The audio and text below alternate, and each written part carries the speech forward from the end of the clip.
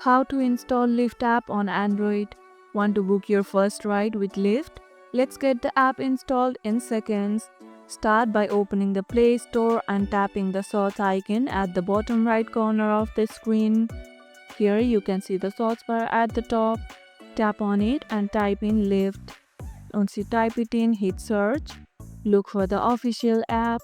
Once you see it, tap install and wait for the download to complete. When the installation finishes, you'll notice an open button. Go ahead and tap on it to launch Lyft instantly. If the download does not start, check your internet connection or make sure there's enough space on your phone. Let me know in the comments if Lyft is not showing up in the search.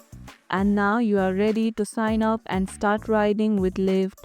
And if this video helped, hit the like button, share it, subscribe and leave a comment. Thanks for watching and I'll see you in the next one.